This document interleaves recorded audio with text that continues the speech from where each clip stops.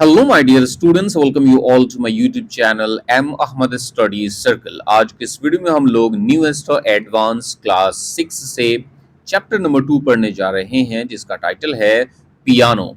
यह एक पोएम है जो कि डीएच लॉरेंस के द्वारा लिखा गया है। मैं आपको ऑथर के बारे में थोड़ा सा इंफॉर्मेशन ज़रूर देना चाहूँगा, फिर उसके बाद हम लोग पोएम के एक्सप्लेनेशन वाले पार्ट पे आएंगे। यहाँ पर आपको आपके स्क्रीन के लेफ्ट साइड में अबाउट द ऑथर दिख रहा होगा, अबाउट द पोइट दिख रहा होगा। तो डेविड हर्बर्ट लॉरेंस इनका पूरा नाम है। He was born in the year 1885 and he died in the year 1930। ये एक इंग्लिश राइटर थे। English writer in the sense कि ये इंग्लैंड के रहने वाले थे, और बताया गया है कि ये novels, short stories, poems, plays, essays, travelogues मतलब जिन्हें ट्रैवल बुक्स कहते हैं, और कई तरह के अलग अलग ट्रांसलेशंस किया करते थे। और इनके कई सारे कलेक्शंस हैं, जैसे कि पोइट्री के कलेक्शंस में से अगर आप देखें तो look we have come through, जो कि 1917 में पब्लिश हुआ था। फिर उसके बाद बर्ड्स, बीस्ट एंड फ्लावर्स, जो कि 1923 में पब्लिश हुआ था। और उनके मरने से बस एक साल पहले 1929 में पैंसियस पब्लिश हुआ था। ठीक है, तो ये रहा एक छोटा सा ब्रीफ सा इंफॉर्मेशन किनके बारे में। तो हमारे ऑथर, हमारे पोएट डीएच लॉरेंस के बारे में। ये रहा आपका पोएम। लेकिन पोएम पे आने से पहले इस पोएम में जो कुछ भी डिफ़िकल्ट वर्ड्स यूज़ किए गए हैं उन्हें समझ लेना काफ़ी इम्पोर्टेंट है। अदरवाइज़ फिर जब मैं पोएम को एक्सप्लेन कर रहा होऊंगा तो शायद आपको समझने में प्रॉब्लम आ सकती है। तो यहाँ पे पहला जो वर्ड है वो है विस्टा, VISTA, विस्टा। यहाँ पर विस्टा का मतलब होगा लॉन्ग सीरीज ऑफ सीन्स और events to which one looks back. मतलब आपकी आपकी गुजरी हुई जिंदगी में, मतलब आपके पास्ट में कई सारी ऐसी इवेंट्स हुए हैं, कई सारे ऐसे सीन्स होंगे जिनको आप एक मुकाम पे जाकर उन लम्हों के बारे में आप सोचते होंगे। गुजरे हुए समय के बारे में जब आप सोचते हैं, उन यादों को आप डिस्कस करते हैं, उसको हम लोग विस्टा कहते हैं। ठीक है।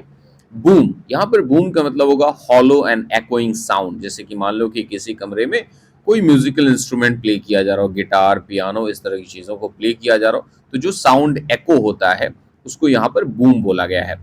पॉइज्ड का मतलब होता है graceful and well balanced.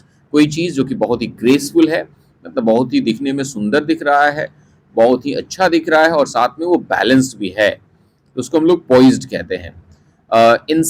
Insidious, Insidious का मतलब होता है स्नीकी एंड डेंजरस। मतलब कोई चीज़ बहुत ही ज़्यादा चतुर हो, चालाक हो, जालसाज हो, और बहुत ही ज़्यादा खतरनाक हो, उसको हम लोग इंसीडियस कहते हैं। क्लैमर का मतलब होता है एक तेज़ आवाज़, अ लाउड नॉइज। और अपैसियोनेटो, ये जो आई थिंक ये एक इटालियन वर्ड है, if I am not wrong. अगर आप चाहें तो इसको सर्च कर सकते हो और मुझे कमेंट सेक्शन में बता सकते हो कि ये कौन सा वर्ड है। जहाँ तक मुझे लग रहा है कि ये एक इटालियन वर्ड है। इसका मतलब होता है फुल ऑफ पैशन, मतलब कोई काम पूरी लगन से करना। ठीक है। अब हम I think we are good to go. हम लोग अब पोएम के एक्सप्लेनेशन को यहाँ से देख सकते हैं और समझने की कोशिश कर सकते हैं। ठीक है। तो क्या बताया गया है फर्स्ट टू लाइंस में? Memories threaten to overcome a person's feelings as a piece of music takes him back to a time long ago. तो यहाँ पर वो आदमी कौन है? तो वो है हमारे नैरेटर, वो है हमारे पोइट डीएच लॉरेंस। तो बताया गया है कि एक इंसान की जो मेमोरीज होती हैं, उसकी जो यादें होती हैं, वो उस इंसान के फीलिंग्स को हर्ट करती है, उस इंसान के फीलिंग्स को आहत करती है। अब चाहे वो मेमोरीज आपकी अच्छी हो, बुरी हो, लेकिन जब भी आप उनके बारे में सोचते हो तो आप बहुत ही ज़्यादा ओवरवेल्म फील करते हो, आप बहुत ही ज़्यादा इमोशनल फील करते हो। ठीक है। तो वहीं यहाँ पर बताया गया है कि हमारा नैरेटर जो है वो एक गाने को सुनता है, और जब वो उस गाने को सुन रहा होता है तो वो अपने पिछले आई मीन उसको मैं क्या बोल सकता हूँ, अपने पास्ट में चला जाता है। ठीक है। अपने पास्ट में चला जाता है, अपने बचपन में चला जाता है, और फिर बचपन में वो किन चीज़ों को मिस करता है, उसकी फीलिंग्स जो है वो कैसे हर्ट होती हैं। तो इन चीज़ों के बारे में हम लोग बेसिकली इस पोएम में देखने वाले हैं। तो चलिए फर्स्ट स्टेंजा को हम देखते हैं। Softly in the dusk, a woman is singing to me. So DH Lawrence कहते हैं कि सॉफ्टली, बड़े प्यार से, बड़े ही मधुर आवाज में, शाम के समय, इन द डस्क, शाम के समय में एक महिला मेरे लिए गा रही थी। तो फर्स्ट लाइन में हम देखा कि शाम का समय है, कोई औरत, कोई महिला बड़े ही प्यार से, बड़ी ही मधुर आवाज में कोई संगीत गा रही है, गुनगुना रही है, और वो मधुर संगीत की आवाज किनके कानों तक आ रही है? डीएच लॉरेंस के कानों तक आ रही है। Taking me back down the Vista of years. अब जैसे ही हमारा नैरेटर उस महिला के गुनगुनाने को सुनता है, उसके गाने को सुनता है, तो वो उन गानों के माध्यम से वो अपने पास्ट में चला जाता है, अपने चाइल्डहुड में चला जाता है, अपने बचपन में चला जाता है। Till I see a child sitting under the piano. और जब वो उस गाने के माध्यम से अपने बचपन में चला जाता है, तो वो क्या देखता है कि उसे एक बच्चा नजर आता है, और वो बच्चा पियानो के नीचे बैठा हुआ था। In the boom of the tingling strings and pressing the small poised feet of a mother who smiles as she sings। अब आप यहाँ पर देखेंगे कि वो बच्चा जो है वो पियानो के नीचे बैठा हुआ है, और उस रूम में चारों तरफ पियानो से जो धुन निकल रही है, उससे जो संगीत निकल रही है, वो चारों तरफ उस रूम में गूंज रही है। और ये बच्चा एंड प्रेसिंग द स्मॉल, और ये बच्चा क्या कर रहा है? प्रेस कर रहा है, दबा रहा है। क्या दबा रहा है? The small poised feet of a mother who smiles as she sings. अब वो बच्चा, उसकी माँ वहीं पर होती है, उसकी माँ उस पियानो को बजा रही होती है, और ये बच्चा अपनी माँ के छोटे से और बहुत ही पॉइज्ड, यहाँ पे देखो पॉइज्ड फीट, तो माँ के पैर जो हैं वो कंट्रोल नहीं है। यहाँ पे ट्रांसफर्ड एपिथेट यूज किया गया है, जो कि एक फिगर ऑफ स्पीच है। इंसान के पैर जो होते हैं वो बैलेंस नहीं होते, इंसान बैलेंस होता है, इंसान जो होता है वो संतुलित होता है।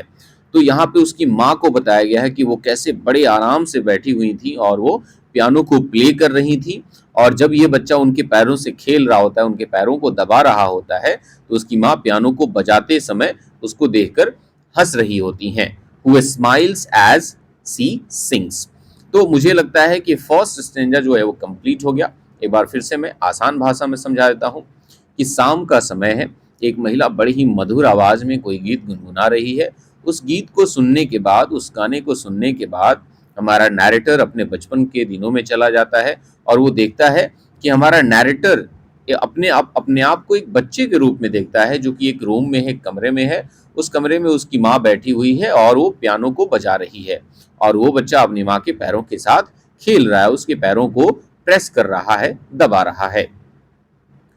In spite of myself, the insidious mastery of song betrays me back।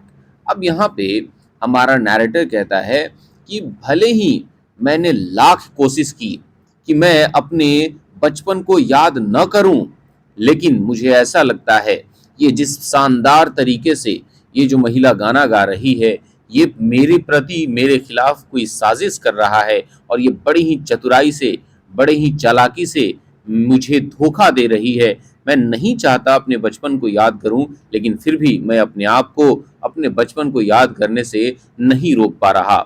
Till the heart of me weeps to belong to the old Sunday evenings at home। और मैं उसके गाने को सुनकर अपने बचपन को इतना याद करने लगा हूँ, इतना याद करने लगा हूँ कि अब मेरा दिल जो है वो रोने लग पड़ा है कि काश काश मैं उन लम्हों को, उन गुजरे लम्हों को फिर से एक बार जी पाता। और वो किन लम्हों को जीने की बात करता है? तो कहता है to the old Sunday evenings at home. वो जब वो छोटा था, जब अपने बचपन में था, तो हर संडेज को क्या होता था? तो अपने घर पे होता था, शाम का समय होता था, with winter outside and Hemans in the cozy parlour. जब बाहर जो है वो चारों तरफ सर्दी होती थी, और जब वो अपने कोजी, कोजी कहने का मतलब होता है वार्म, गर्म, और पार्लर का मतलब होता है लिविंग रूम। तो बाहर चारों तरफ, कैसे बाहर चारों तरफ ठंड होती थी और उसका जो लिविंग रूम था वो गर्म होता था, और वहां पे वे लोग HYMNS, तो HYMNS जो है इसको हम लोग हिम्स पढ़ते हैं, और इसका मतलब होता है प्रेयर सॉन्ग, जैसे भजन कीर्तन वाले जो गाने होते हैं। तो ये हर संडे इवनिंग को क्या करते थे? भजन कीर्तन गाया करते थे। The tinkling piano our guide. और इनका जो पियानो था वो इनका एक गाइड की तरह काम करता था, मतलब पियानो के बजने से ही ये समझ जाते थे कि अब ये प्रेयर का समय जो है वो हो गया है। तो ये इन दिनों को जो है वो मिस करने लग रहा है। कौन? हमारा नैरेटर। अब इस पोएम का लास्ट स्टेंजा हम देख लेते हैं। So now it is vain for the singer to burst into clamor with the great black piano appassionato। अब देखो ध्यान से, यहाँ पे हमारा नैरेटर कह रहा है कि अब जो है, जब ये सिंगर मतलब ये महिला जब गाना गा रही है, तो ये ऐसा मुझे लग रहा है कि जैसे बस वो सिर्फ शोर कर रही हो। भले ही वो उस बड़े से खूबसूरत से ब्लैक कलर के पियानो से बड़े ही लगन के साथ गाना गा रही हो, लेकिन मुझे उसका गाना बस एक शोर सा सुनाई दे रहा है। मुझे अब उस गाने से उतना लगाव नहीं रहा। तो अब ये अचानक ऐसा क्यों हो जाता है? मतलब हम देख रहे हैं कि हमारा जो नैरेटर है वो उसके गाने को सुनकर अपने पास्ट में चला जाता है, अपने बचपन को याद करता है। और थर्ड स्टेंजा के पहले लाइन में, क्योंकि यहाँ से आप देखोगे सो नाउ, अब वो एक बार अचानक से फिर से प्रेजेंट में आता है और कहता है कि अब ये जो गाना गा रही है महिला, और वो भी बड़े ही पैशन के साथ, बड़े ही लगन से गा रही है, लेकिन फिर भी मुझे इसका गाना बस एक शोर जैसा सुनाई दे रहा है। ऐसा क्यों है? The glamour of childish days is upon मी। और वो कहता है कि जो ग्लैमर, जो ठाट बाट मेरे बचपन की थी, बचपन में मैं जैसे जिया करता था बड़े मजे से, वो अभी मुझ में है, वो अभी भी मुझ में है। My manhood is cast down in the flood of remembrance. और मेरा जो मैनहुड है, अब यहाँ पे मैनहुड का मतलब मर्दानगी नहीं होगा, मैनहुड का मतलब होगा अ मच्योर पर्सन। अब मैं जो एक मच्योर पर्सन हूँ वो अब नहीं रहा, क्योंकि मैं अपने बचपन को याद करने में, मैं इसको कहीं ना कहीं मैंने अपने यादों के बाढ़ में अपने इस मैच्योरिटी को बहा दिया है। तो अब ये जो महिला जो है वो बड़ा ही एफर्ट लगा रही, बड़ा ही कोशिश कर रही है कि वो अच्छे से प्ले करे ताकि मुझे उसके गाने समझ में आए और मैं उसे अप्रिशिएट करूं। लेकिन नहीं, मैं तो अपने बचपन को याद करने में खोया हुआ हूं। अब मुझे उसके गाने से कोई मतलब नहीं है। I weep like a child for the past. और मैं क्या कर रहा हूं? एक बच्चे के लिए, मैं एक बच्चे की तरह रो रहा हूं। आई वीप लाइक अ चाइल्ड, किसके लिए? फॉर द पास्ट, मैं अपने गुजरे हुए लम्हों को एक बार फिर से जीने के लिए एक बच्चे की तरह रो रहा हूं। तो यहाँ पर ये जो पोएम है वो खत्म होता है। इस पोएम का एक्सप्लेनेशन आपको कैसा लगा, आप लोग मुझे नीचे कमेंट सेक्शन में जरूर बताएंगे। वीडियो अच्छा लगा होगा तो वीडियो को लाइक करेंगे, और अगर आप चैनल पे नए होंगे तो प्लीज आपसे हाथ जोड़कर रिक्वेस्ट है, आप चैनल को सब्सक्राइब करेंगे। मिलते हैं एक नए चैप्टर के साथ, तब तक के लिए टेक केयर, बाय।